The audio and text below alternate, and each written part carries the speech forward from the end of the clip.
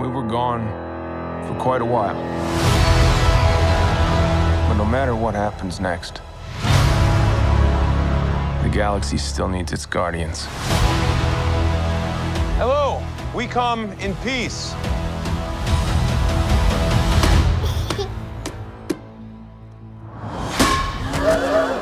Come on, Drax. Seriously, dude? No! Ow!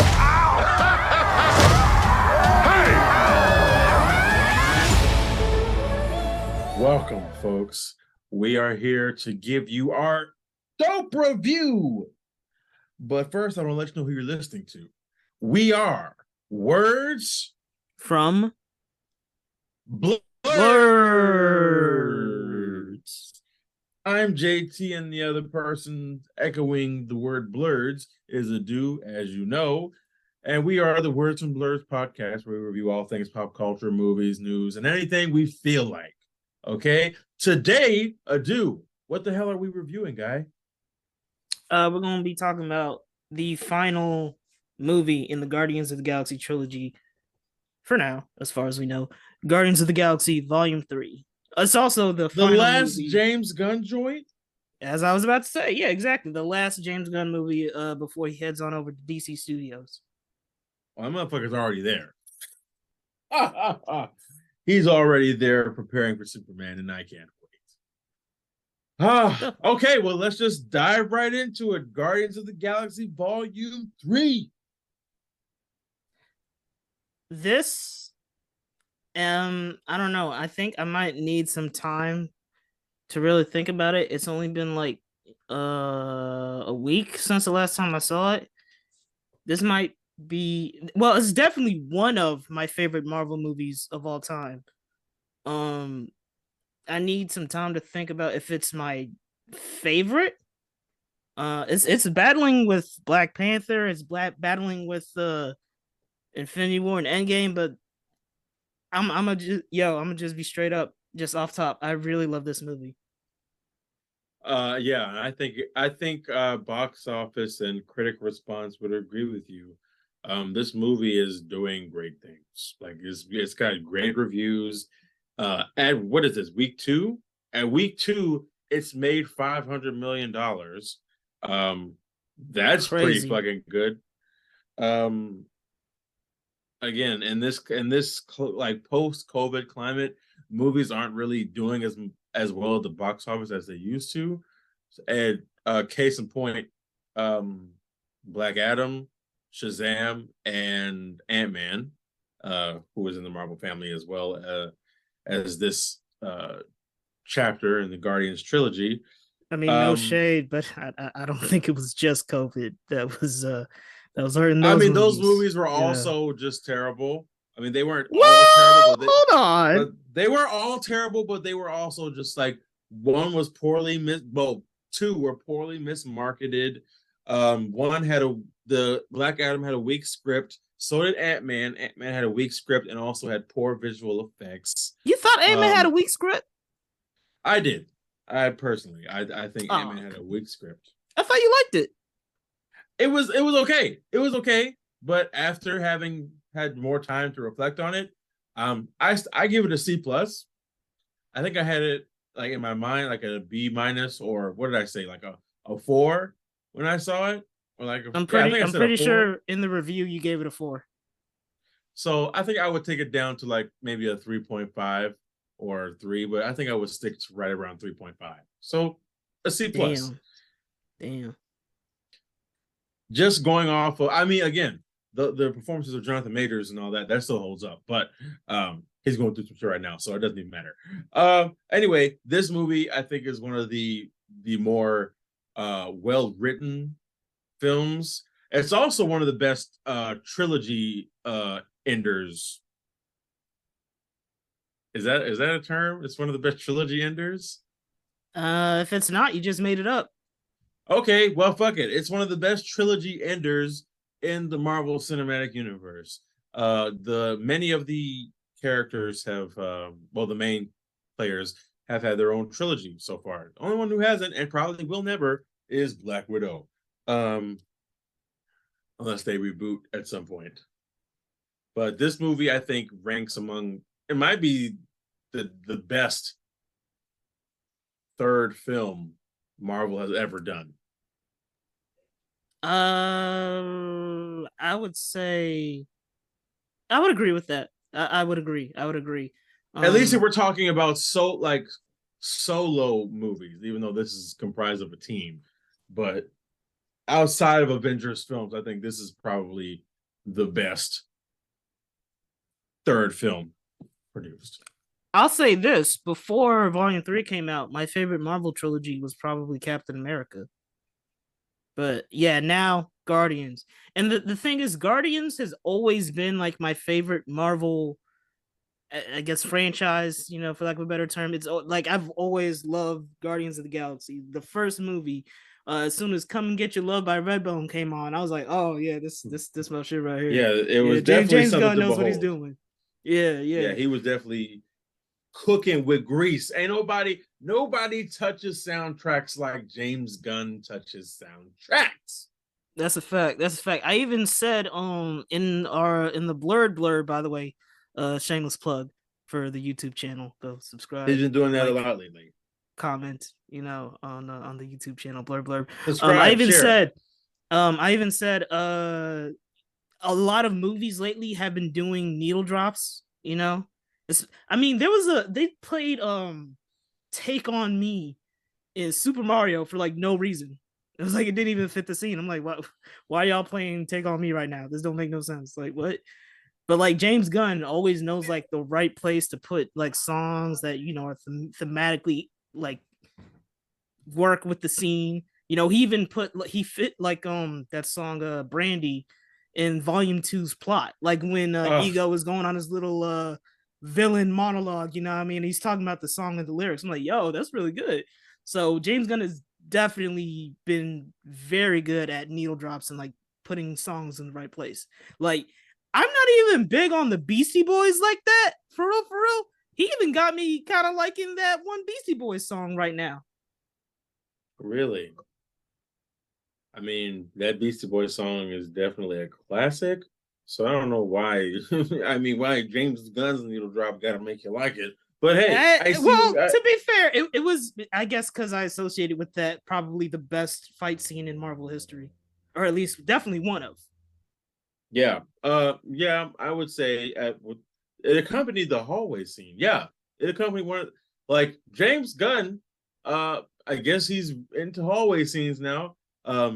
You saw him do it in the Suicide Squad with Harley Quinn, and he's done it here again, in Volume 3, and he does it to a killer soundtrack. I mean, it is very well choreographed, and it's also edited to be a one-shot scene, which again, those scenes are very hard, and people have to hit that shit like very meticulously, hit their spots and choreography. And it was well done. It was very well done. Like, you got to see the Guardians, like, it highlighted each of their abilities, which again, I think is such, it's so lost on Marvel movies these days to really highlight individual abilities. So I'm glad that even if it's a hallway scene with multiple people, it got done. Mm-hmm. And on top of highlighting their individual abilities, it also like showed, that fight scene. And honestly, I think this movie as a whole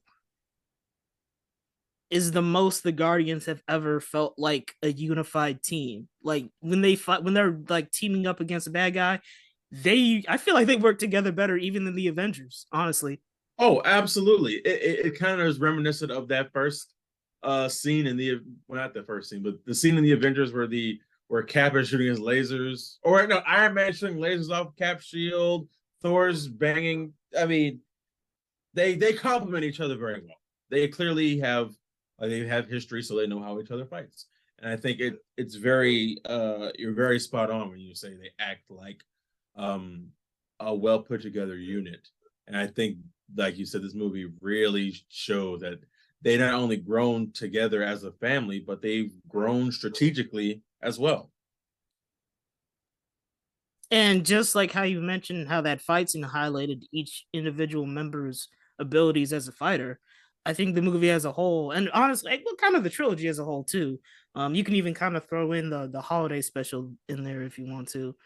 I think this movie, as a trilogy ender, as you called it, gave each member a proper send off. If this is indeed the last time we're ever going to see them, at least this version of the Guardians, I really think each of them got a really good send off. I agree, and honestly, everybody got a send off, and I was not expecting it. There were people who got send offs that I wasn't expecting, and again, I think this all plays up to the marketing and how it had me thinking one thing, and then the movie kind of delivers something different, which I think was good because it kind of set up an expectation that was dashed by basically a happy ending. Definitely. And I mean,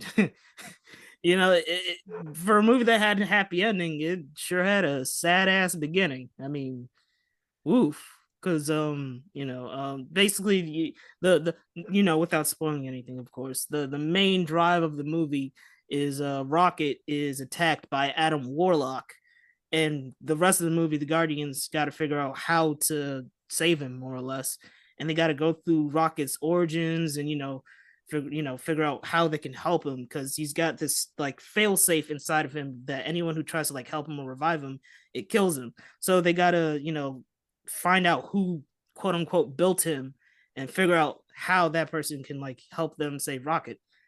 Now, unfortunately for Rocket, he was built by possibly the most evil villain in MCU history, according to a lot of animal fans. Abuser. Oh my god, this guy, the High Evolutionary, who was played by, and I'm counting on you to try to say this name. Hell no, don't count on me. Give me just a second. I know his first name is Chukwudi.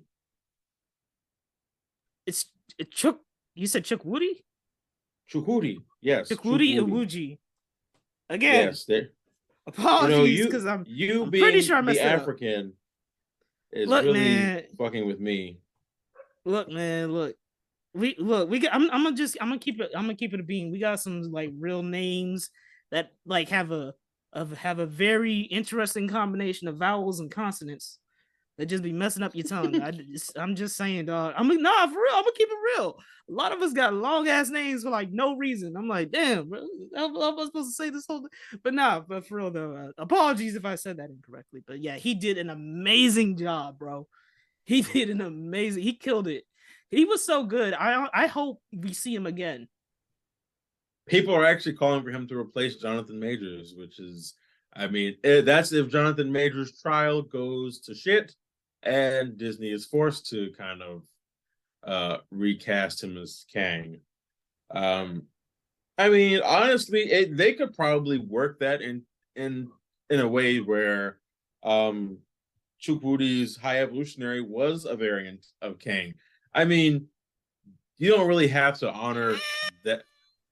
Well, I mean, I'm saying they could rework it if they wanted to.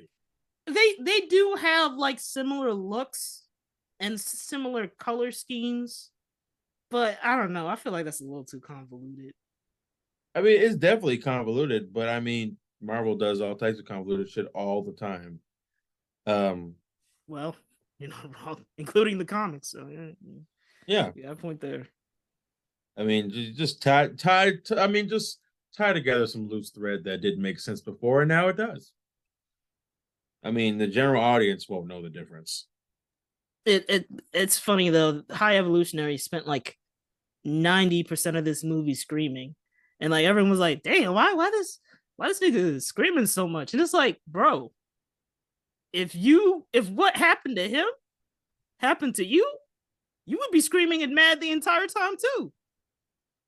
You're not wrong there, buddy. You are not wrong. Bro, that scene where came off, I was like, damn, and honestly, this movie, PG-13, this was the most graphic Marvel PG-13 movie I've ever seen. This was like 80s PG-13. Right. Like, I don't it's definitely giving It's definitely giving, and even Star-Lord says it, which is hilarious. It's definitely giving RoboCop vibes in terms of like the prosthetics and the makeup and all that. It's crazy. It's crazy. That I mean, I guess James Gunn was on his way out, so they kind of just gave him free reign as long as he just wrapped everything up in a bow. And I mean, I think that it paid off. It kind of gave a little more. It was a little more adult than most Marvel films, uh, just because of how it was written. I mean, it still had its Guardian's charm and humor, maybe a little bit too much in terms of Mantis and Drax, but Oh, you didn't like the jokey jokes? I've been tired of it since the Christmas special. Come, what? You don't like the little interplay between Drax and Mantis? I think that should be I making mean, you laugh. I thought it was cute. Like it seemed cute at first, but now it just is annoying. Like, and people are saying, "Oh, well, Drax is just like Drax is written to display symptoms of somebody who is on the spectrum," and I mean that may very well be true, but it may not be true, and it's also his character is a little frustrating. Drax the Destroyer. What the fuck do you destroy, Drax? What is it you destroy? Now hold on. He's clutch in a fight. He may be kind of a goofy character, but he's Honestly, clutch in a fight. This was the first movie, and maybe apart from Infinity War, where he actually came clutch in a fight to me. Because in everything else, he just kind of was getting thrown around, getting beat the fuck down by Ronan the Accuser. Thanos bitch slapped him quicker than he knocked Hulk out. So I just think Drax is just there to be a big So goof. you're basically saying Drax ain't got no hands. Drax ain't got no hands. That's why he That's lost his crazy. wife and daughter. Wow, that's crazy. That's crazy. That's crazy, bro. No, you ain't have to say all that. That's fucked up. Why would you say that? Because it's true. He can't protect nobody. He can't protect nobody. The man can't even protect himself, as we see in this movie. If he's not Drax the Destroyer, then what is he? Drax the bitch. Come on, man. I thought this was a PG-13 podcast. Come on, man.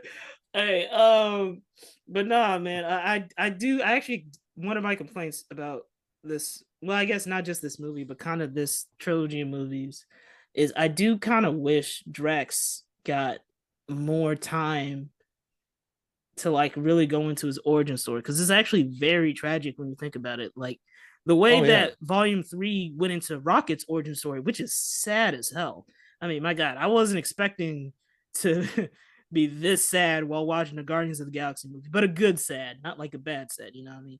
But yeah, because if you've played the Guardians of the Galaxy game, the one put out by the same people that did the Avengers game, and even the Guardians of the Galaxy Telltale game, both of those games go into Drax's backstory, and his daughter. You see his daughter and his wife, and you see they were killed. You depending on the continuity, either by Thanos or the Kree or Ronan or whoever.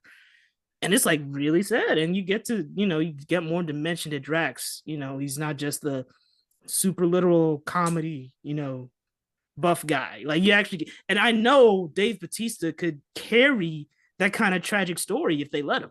Absolutely. So, I do wish that the trilogy, actually got to do that. I mean, you could even go into how Drax never even really got to be the one to take out Thanos. You know what I mean? And at the end of the first movie, I think if I remember correctly, he was like, yeah, now I gotta take out Thanos. And it's like, well, Iron Man did that. So it's like, damn, and he snapped his ass into oblivion. We never even really talk about that, but I mean, it is what it is. I do wish they did that. I couldn't agree more.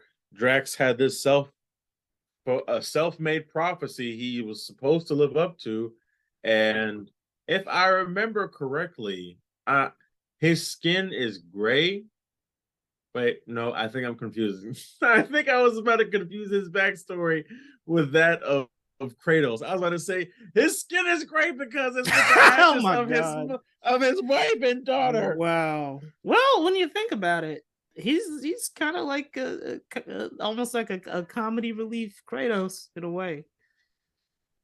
In a Yeah, way, he actually does kind of look like Kratos. Now I think about it, gray. He's got the red markings and shit. Never wears a shirt, you know.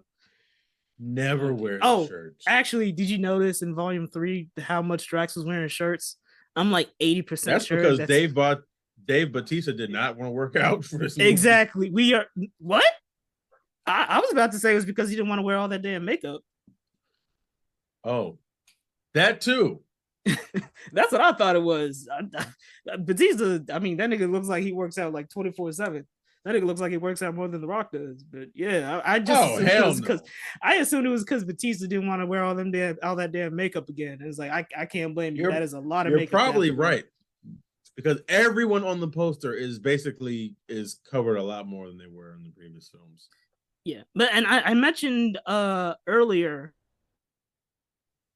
I mentioned earlier that the movie does go over Rocket's origin story, and yeah, it's a sad. It's like some damn Watership Down, Secret of Nim type shit, man. With his backstory, I mean, my God, I don't know if James Gunn is like an animal rights activist, but I wouldn't be surprised if he was, because the shit that was going down in this movie. Let me tell you something. I don't know if I it almost made me want to be a vegan for real, because like damn, they was doing those animals dirty, bro. The High Evolutionary was definitely a piece of shit, and I believe that PETA gifted James Gunn an award for how he interpreted animal cruelty and abuse I'm not on the surprised. in the film. I'm not Um, surprised. because again, Rocket was originally a baby raccoon who at some point was forced to evolve into a talking gun wielding one. Probably the So most adorable CG baby raccoon you've ever seen in your life, by the way. the most. And Rocket is definitely the heart of this movie, even though he's like not really in it that much. Like present day Rocket is not really in this movie as much. I'm sure you remember that was another one of my complaints too. Yes, that was one of his blurb complaints. Subscribe, find us on YouTube. Share it, go ahead. And I happen to agree with you on that. I think that this movie was kind of a heist movie in a sense that they were looking for something. But I mean, I think the Guardians kind of started that way. So it was kind of great to bring them back to that because the second one kind of went for them just finding Star-Lord's father. Well, this one brought them back to needing to break in somewhere, find something somebody has so they can, do this thing for Rocket. It definitely takes it back to its volume one roots. And I really appreciate the kind of full circle that James Gunn got to do with this film. Yeah, because if there's one thing that I really like about this trilogy, especially in regards to the Marvel Cinematic Universe, like it actually had an ending. You know what I mean? Like an actual story ending for these guys. Well, another thing I was kind of shaky on because the Gamora issue, which I feel like we've kind of been sidestepping around, because as we know, Gamora was killed in Infinity War, and then an alternate timeline version of Gamora was brought back in Endgame. So the Gamora in Volume 3 doesn't have the memories of Volume. Well, her memories pretty much stopped like before Volume 1, right? Yep, she's Gamora before Gamora started doing nice things. Right. So she doesn't have any memory of her adventures with the Guardians or none of that. And Nope. she's hanging out with she's a Ravager now, basically. So And her story, I was her she does I don't know, her character arc is kind of weird because she doesn't really have a character arc, but I think James Gunn did the best he could under those circumstances as far as the relationship with Star Lord and Gamora. You know what I mean? Like he acknowledged it. You know, it was handled properly.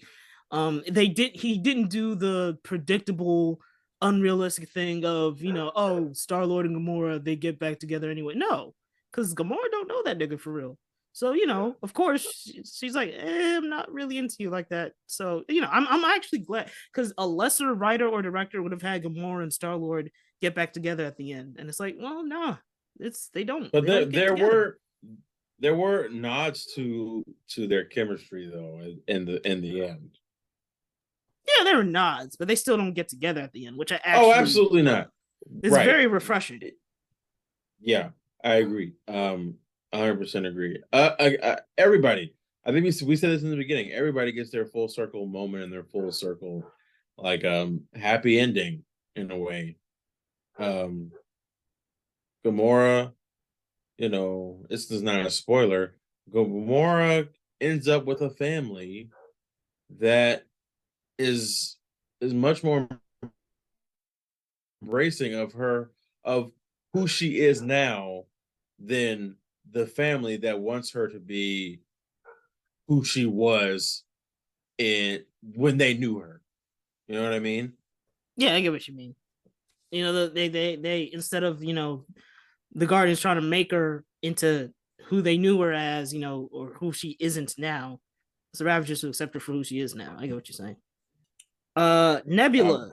Nebula has had a wild character arc. I mean, first movie, what a trajectory. Just evil, total bad guy. And now she's damn near like the mama of the Guardians. You know what I mean? And it's crazy because when you think about it, Infinity War and Endgame, how long were people gone? 5 years. So Rocket and Nebula, who are the only Guardians alive after the snap, had 5 years to bond. And you can really feel that. I mean, when Rocket is on death's door, like you can tell Nebula's desperate. Like she's trying to save him, like for real. There was one moment where something happened and Nebula like started crying. I was like, wow, this is character development. This is, hey. So and Karen Gillan has done a great job with her performance as Nebula. 100% agreed. You can really tell that there's a bond there, genuine love. And like, again, where I said that Gamora found her chosen family, or she found a family that accepts her for who she is and not who she was, Nebula has kind of done the same thing with the Guardians. She's found a family that accepts her for who she is in the present and not, who she was. And it's quite beautiful to see how much she cares for everybody, including Peter, Groot, Drax. She reads everybody for who they are, and she just does her best to just maintain and love her family and do what she can for her family, which is, I think, the running theme for this movie is what you're willing to do to save family, or to what you're willing to do for family, for your chosen family. And these people are literally willing to traverse the entire galaxy. 100%. I think he really does well with like stories that are about people who are kind of like rejects, but then get accepted by chosen families, like you said. And he did a really good job with this and with the Suicide Squad as well. Which is why he's gonna kill it with Superman. Yeah. I'm genuinely excited to see what James Gunn does with Superman. I wish we got a little bit more Groot, because first off, I think Swole Groot's. That's why I'm calling him Swole Groot, because that nigga now he works out. That nigga swoot. Did you say swoot? I did. Swoot. This nigga just said swoot. All right. So Swoot, I wish we got more Swoot. I'm not gonna lie, because I like Swoot. Swoot's one of my favorite Marvel characters. So what we got was cool, but again, like this story's about Rocket. and Swoop's supposed to be his best friend. So I'm kind of shocked we didn't get a little bit more Swoop. We Yeah, got more of because Star-Lord worrying about Rocket than Swoop. Which is weird to me because like it's supposed to be Rocket and Swoop. I wouldn't even say that Swoot is like his best friend. I would say the original group was more like Rocket's best friend, whereas Swoot has kind of become like Rocket's son, his son in a way, because they've basically raised this child, this little plantling group, baby Groot, into Swole Groot and whatever he becomes after that. It definitely didn't give it didn't give any real dynamic, which is odd because I mean we do get one line from Swoot that is very interesting. One of our mutuals on Twitter, Scoot, he said that um it fucked with my mind when he said it. He said that when you are emotionally attached and tied to Groot, that's when you understand what he's saying in those three words. So when we hear him say what he says outside of those three words, it kind of means that the audience has this emotional connection where we understand him. And it was wow. That might have been the best moment in the whole movie for me, honestly. And I'm like, can somebody please just tell Vin Diesel to stop making fucking Fast and Furious movies and if he's gonna use that. Hey, don't listen to this nigga. Make Fast and Furious movies forever. As a matter of fact, don't even stop. Don't stop at Fast 10. Make Fast 11, 12, 13, they're turning 40, Fast 10 into a 45 trilogy. 50, 55. Make Fast and Furious forever. Fast and Furious forever. FastandFuriousForever.com. Fast and Furious never end. Hashtag Fast and Furious forever. Ends. Okay. Hashtag fuck Fast. If there can be like 5,000 power spinoffs, I think we can get some more Fast and Furious movies. That's all I'm saying. There's literally 3 spinoffs, and so many power spinoffs. The first spinoff of Fast and Furious was supposed to be Tokyo Drift. That did not go well. Then we had Hobbs and Shaw. That was okay, but you see moving on that today? No, Fast sir. and Furious. Don't end it, Vin. Like, look, my nigga, family. Family is forever. Listen, fuck Salute that. me, All familia. I'm saying is, fuck you, and fuck that franchise. All I'm saying is, somebody tell fucking Vin Diesel stop making Fast and Furious movies and use that bullying power to get Iron Giant 2 made. My God. That ain't happening. Why not? It's such a good movie. Oh, I agree. It's probably my second favorite animated movie ever. But WBD probably don't see it as very, viable. They should do it. I would love to see it, but yeah. And then there was Mantis. Mantis was definitely, I guess it was, I don't know who was trying to keep the Guardians together more, Mantis or Peter. But Mantis was also just trying to express herself and express why she is the way that she is. And I would say if Rocket is the heart, some say Groot is the soul, I would say that Mantis and Drax are like the connective tissue that holds them together. I agree. I think Palm Clementif is good as Mantis. I feel like we never really got a lot of time with Mantis necessarily, but and neither did she. She came into her own in the holiday special. But Mantis was fine. I don't really have any complaints about Mantis. She was alright. Yeah, I don't feel like Mantis had a whole lot to do. I mean, besides complaining about how everybody was treating one another, but other than that, I don't think she had a whole lot to do in this movie. But like I said, in the at hallway scene, they really highlight what her ability allows her to do. and it's cool as fuck. So I'm glad we got that little bit of, the exposure to what Mantis is capable of, and maybe even on a smaller scale. Also, Palm Clementive's comedic timing is really good. Yes, for a French Canadian woman, she knows how to land the joke just right. Well, what is that? What, French Canadian women can't be funny? Oh, absolutely they can. I've just never heard one. Wow. Jeez, man. We got a regular. No. Someone's taking a red pill. You're misunderstanding. I have not heard any French women, like French Canadian women. I've not heard any, so I don't know if they're notoriously known for being funny. Okay, so I'm this opens my perspective. This opens my perspective to see so, because I mean, I guess everyone's capable of being funny, but Palm, I'm going to shut the fuck up now because it doesn't sound like I'm going cancel anywhere. JT. Okay. Star-Lord, Chris Pratt, one complaint or one issue I had with Volume 2.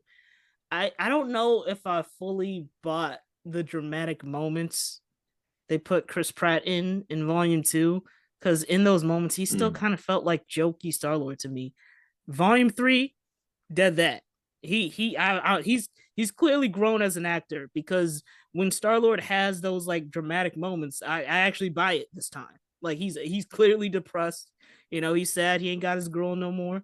I mean, he basically kind of accidentally destroyed the world for like 5 years.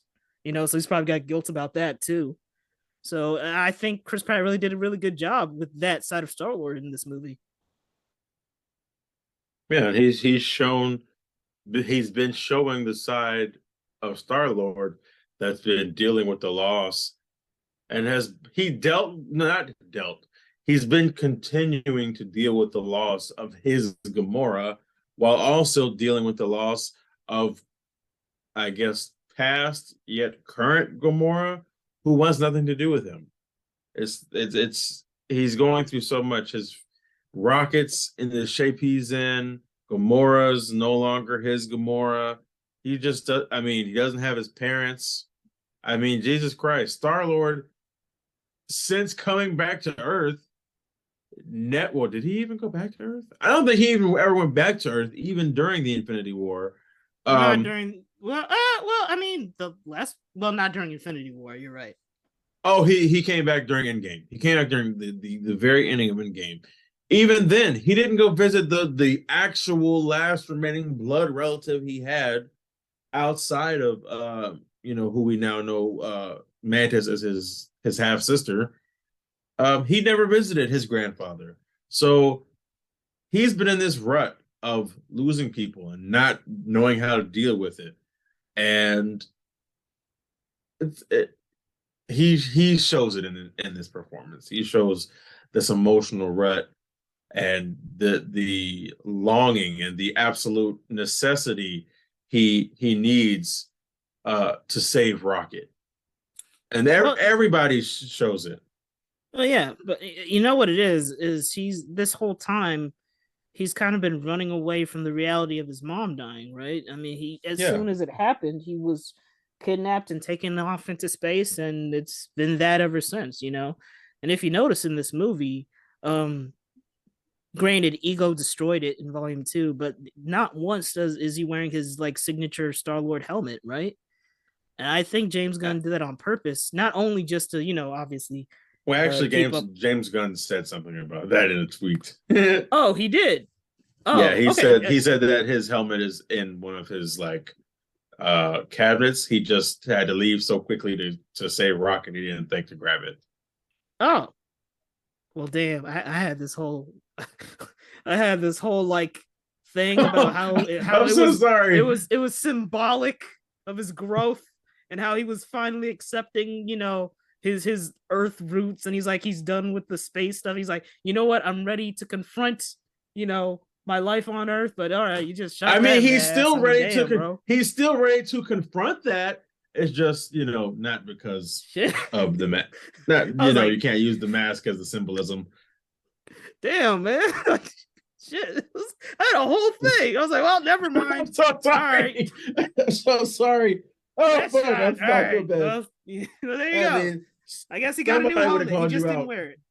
No, it's fine. It's fine. It's fine. I was about to sound super fake deep for a second. I was all right. Well, never mind then. All right, forget it. Damn.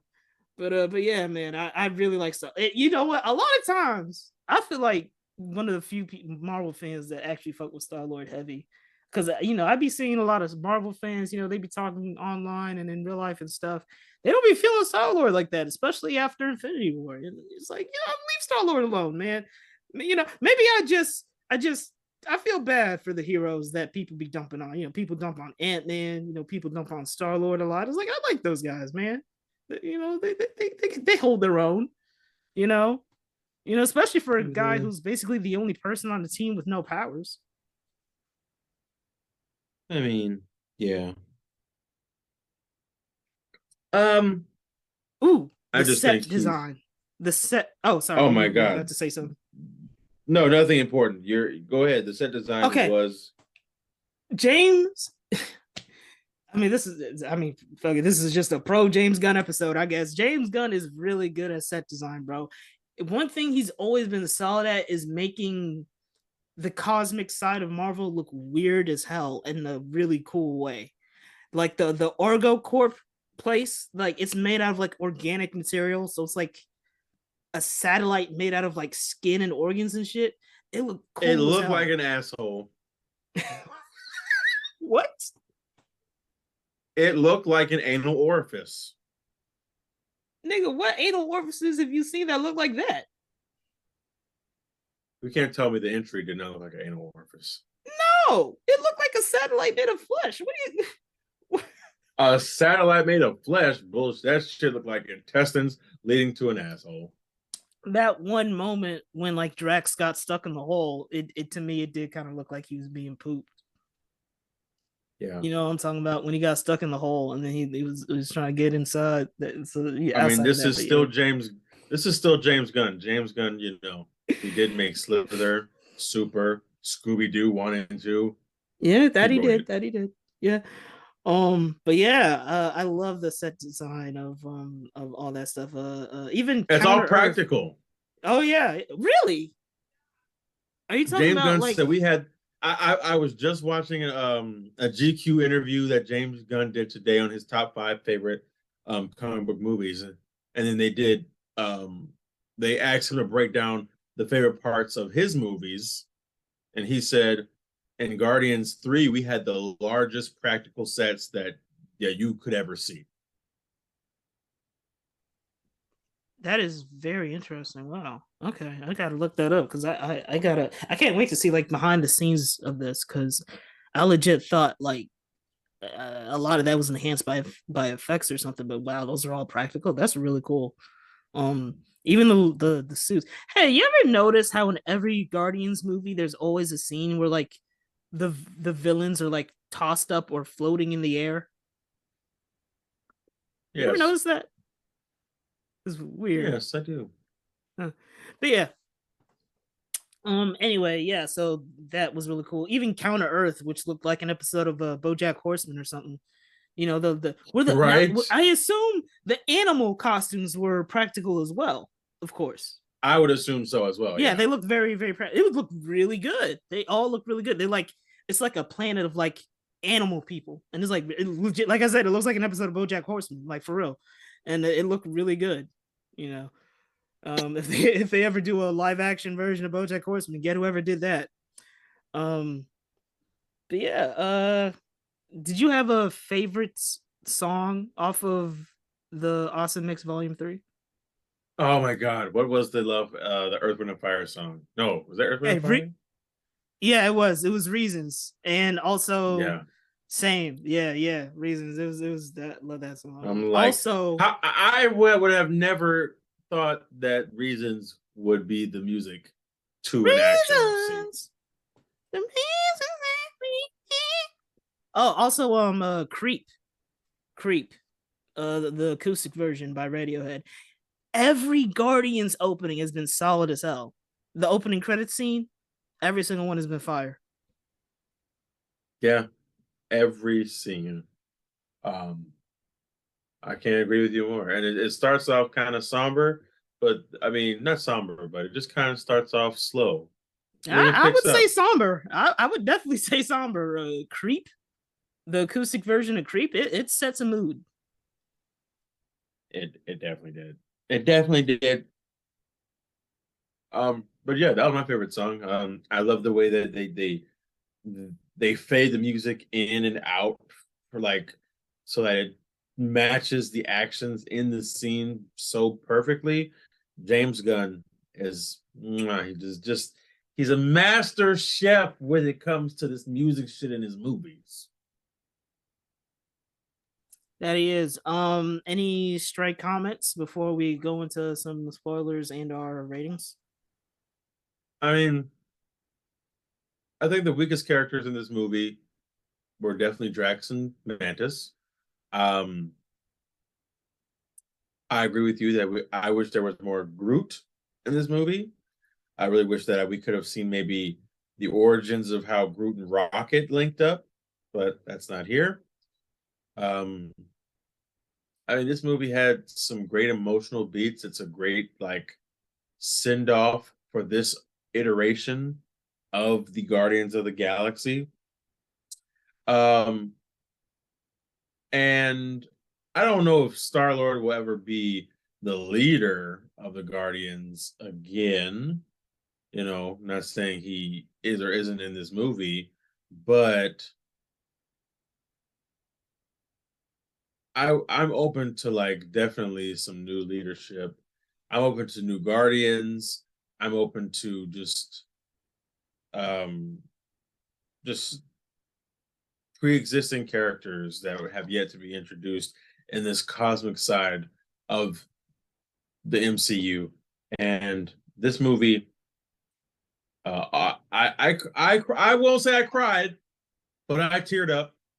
There's so many emotional beats. There's so many calls to family. This movie is a better family movie than fucking Fast and Furious. I tell you that much, I do. You know, normally I'd be arguing with you, but I actually like Guardians of the Galaxy, so I'm gonna let it slide. Oh, you're gonna let it slide, huh? Oh, thank you so much. Yeah, those are my final comments. I think this movie has great emotional beats. It's a great swan song for James Gunn's directing and writing efforts in the MCU.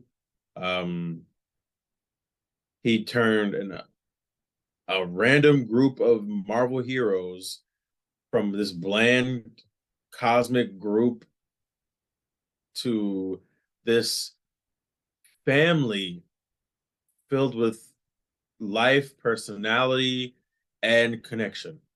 And it's probably one of the most sincere efforts in the MCU, if I'm being honest. My only final comment is about someone who you thought would have been important, but we ain't even mentioned this nigga the whole review. Adam Warlock. Oh fuck! Like, yeah, you forgot, didn't you? You forgot he was even in this movie. Dog, they didn't do. They did like. I mean, I don't. I won't say they didn't do nothing with Adam Warlock, especially considering he's the cause of the inciting incident. But like, bro, they really didn't do much with this guy, and he's supposed to be an important character. But Well, I know. think they'll develop him as time goes on. Again, he is just a baby, I guess, in this movie, so he's still learning. So I hope that they develop him and they eventually mold him into the Adam Warlock that is so revered in Marvel Comics. I hope so too. You know, Will Poulter is a great actor, but he didn't get nothing to do in this movie, man. Yeah, well, he did. He got a paycheck, so that's Yeah. that's what it's It's giving. something. But yeah, so like I said in the blurb, 5 out of 5, certified hood classic. Play the clip here. This is a certified hood classic. What's your rating? if I'm being honest with you, a 2.5 out of 5. Are you serious? No, you're trolling. You're fucking with me. What's your real rating? I already know you're messing with me. 4.5 Just out say, of 5. yeah, there we go. Yeah, exactly. 4.5. So you was trying to get me to act up. I know what you was doing. So yeah, both of us like this great, movie. but it's not perfect. Yeah, both of us like. Well, I mean, I don't know. I feel like I'd be giving fives to movies that aren't perfect. I don't know. Whatever. Yep, that's I what feel you like do. I feel like if I ever come across a movie that is legitimately perfect, I'd probably just give it like a 6 or something. I don't know. But yeah, man, we both like this movie. Very, very positive on this movie. So if you haven't seen it, definitely go check it out. This is gonna be the spoiler section of the review. So if you haven't seen the movie yet, stop listening here. Okay. 3, 2, spoilers. This new Guardians lineup of Rocket, Groot, Kraglin, who now has Yondu's Full control. which is pretty cool. That was a little nice moment to see with Kraglin finally figuring out how to use the arrow. That was nice. I like Kraglin. He's cool. One of the little kids from like the from High Evolutionaries little thing, and His experiments. Cosmo. Yeah. Cosmo, Adam Warlock, and Adam Warlock's little pet thing. Have we seen those things before? I feel like we've seen them before. I think we've seen them in other Guardians movies. Okay. Because I was like, I feel like I've seen this creature somewhere before. I don't know. But so how are you feeling on this new Guardians lineup? Which I mean, you know, even in the comics, the Guardians lineup changes up like all the time anyway, which happens with a lot of groups. But yeah, I feel fine. I don't know what this kid is going to bring to it necessarily. But other than that, I mean, I feel like it's a nice natural progression for the Guardians lineup. I mean, would you watch a movie that starred this group? I would watch a movie that starred this group that also had Nova. That's what I'd watch it then. Nigga, I think the Nova Corps is dead. We ain't seen them niggas since the first movie. Thanos basically destroyed Xanadar. I think the Nova Corps might be done. And that's where Nova gets his own movie. The Corps comes again or rises again. That's what she said. No. Yes. It comes again, rises again. Oh my god, stop saying that. That's what she said. That doesn't even just talk about the movie, please.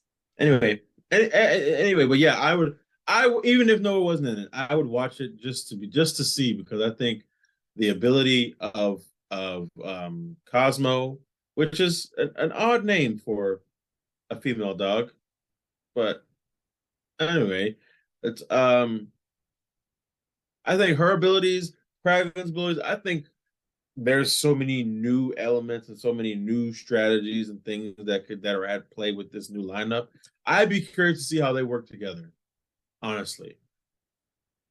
And first, and I would also just be happy to see how this new mega monster Groot is going to fuck shit up, because that motherfucker grew. That is a tree. That nigga turned into a kaiju for real. Let me ask you something. Maybe I'm looking too much into this. It's entirely possible I am. That little girl, her mouth. Did you notice like similar like Thanos lines on it, like on her face? I feel like I saw like Thanos like lines on her face. I saw some markings, but I don't know if they were like something that gave me anything reminiscent of Thanos. You talking about his people, like the lines under his chin? Yeah, exactly. Like she might be of his people. I mean, I know the High Evolutionary created those kids or whatever, I guess, but I don't know. Maybe he tossed some like Titan DNA in there or something. I mean, but Thanos is also like, he's a mutant of the Titans. He's like, all the Titans pretty much look like fucking Harry Styles or regular people, should I say? So Thanos was. Oh, that just for this, but I mean, maybe that kid falls under not X-Men mutant mutant, but category? mutant. Yeah, I mean, if she was created, or if maybe high evolutionary spliced some Titan DNA or whatever. I don't think he would do that because he was trying to make the perfect people, and if anything was a mutation, he would not fuck with it. I mean, even Rocket was technically mutated into what he became, all mutated and augmented. I don't know if it reminded me of anything related to Thanos though. I think there were more so tattoos, like markings to maybe signify which number or which experiment they were. But yeah, I would see this. Would you? Oh yeah. I think the lineup is pretty cool. I mean, like I said, I like the Guardians. I don't know. I'm kind of worried though, because if we get Guardians without James Gunn, is it gonna be the same? You know what I mean? Because James Gunn is obviously gonna be busy with DC. And like I feel like every time we see Star-Lord in a non-Guardians movie, they make him like stupider than he actually is. You know, it's like so things like, kind of like what flanderization is, right? Yes. Yeah, like a flanderized version of him. So I'm kind of worried about seeing Guardians handled by someone who isn't James Gunn. However, the last thing we see is after we see a little comedy thing, whatever, Star-Lord with his grandpa, blah blah blah, the legendary Star-Lord will return. That was interesting to me because usually at the end of these movies they say the Guardians of the Galaxy will return, but now Star-Lord is just returning. I'm like, okay, what does this mean? What's the future for Star-Lord look like? Do you have any like predictions on that? I'm imagining he's still a cosmic guy, so I'm imagining he might pop up in the Marvels. I honestly can't really see a whole lot of projects that we know are coming that he would really be a part of. So yeah, I'm gonna say he probably end up in the Marvels. Well, he's a cosmic guy, but he's currently, on Earth. On Earth. Again, and honestly, yeah, by the way, a regular guy. What the hell is he gonna do? Because this nigga was, kidnapped at like age 8. This man ain't got no GED. He ain't got no degree. I mean, what the education? He ain't got no type of education besides 5th grade. I wouldn't even say honor roll. I'll just say 5th grade report card. I mean, maybe if he kept his space stuff, he could maybe be a superhero. Maybe. Would I want? I don't know. I feel like he's better when he's in a group of people who make him look stupid. So you wouldn't want to watch a Star-Lord movie where it's just him?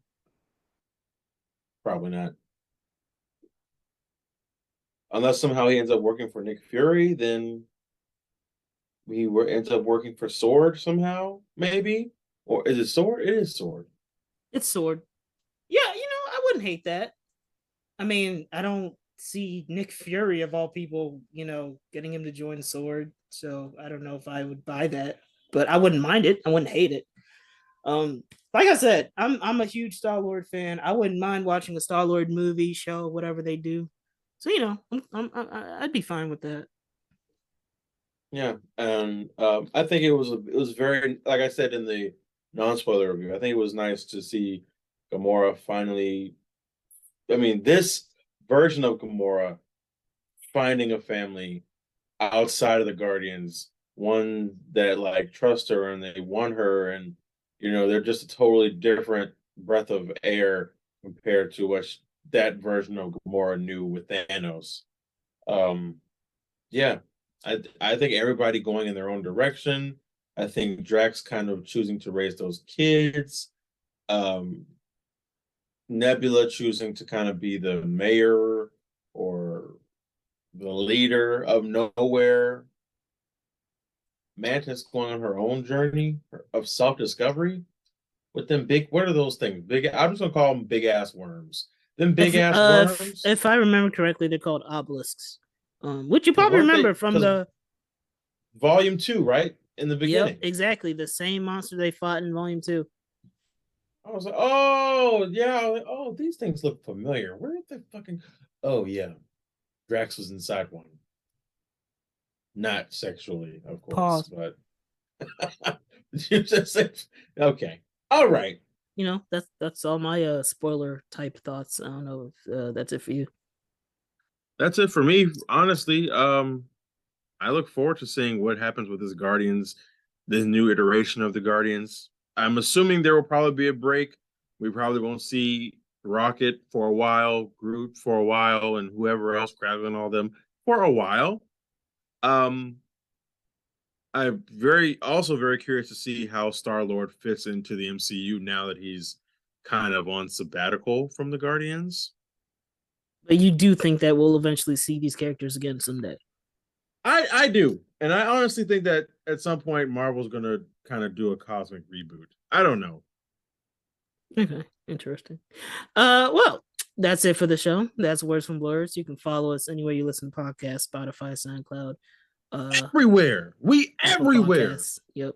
Follow us. Subscribe. To our YouTube channel. Blurbs. We out here. Words from Blerds YouTube channel. Subscribe to that. Follow our Twitch streams from Blerds. Follow our Instagram, Twitter, all those social media stuff. TikTok as well. Tiki taki. Believe I mentioned everything. Any final comments for the people? Be on the lookout. Into the Spider-Verse is coming. We got the Flash coming. Unfortunately, we got Fast 10. Unfortunately. Unfortunately, we got Fast 10. That's coming down the pipeline. Pause. We got Indiana. We're gonna review Indiana Jones. We're gonna review Indiana Jones. So you best to get your ass in that theater. I don't have to watch every. I'm not like I Transformers. I'm not a big. Oh my god. Well, I don't know. That's directed by a black man. It does look good. Support the black talent.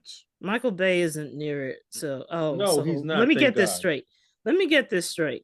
So they got Optimus Primal, who's a gorilla, and this the one they get a black dude to direct. Okay, I see what you're doing, Hollywood. You're not slick. Oh no! Wow, that's wild. Oh wow, you brazy for that, Hollywood. Okay, wow. I don't even want to watch this movie now. Now you turn this racial. You see that? It's subliminal. No. It's subliminal. That's what they be doing, bro. That's what they do. Oh, they're not subtle. You see that? You see? I peeped that. Oh, Hollywood. We ain't all monkeys. We don't all hang out in the jungle. That's terrible. This is not Ace Ventura. Why he couldn't have. And you know what? Well, it could be worse. They could have put them damn. You remember the twins? The minstrel box. Yeah, Jesus, that's some of the worst shit I've seen. Anyway, I digress. We're out. Prayers up for Jamie Foxx. Hope he's doing better. Yeah, that's it. Peace.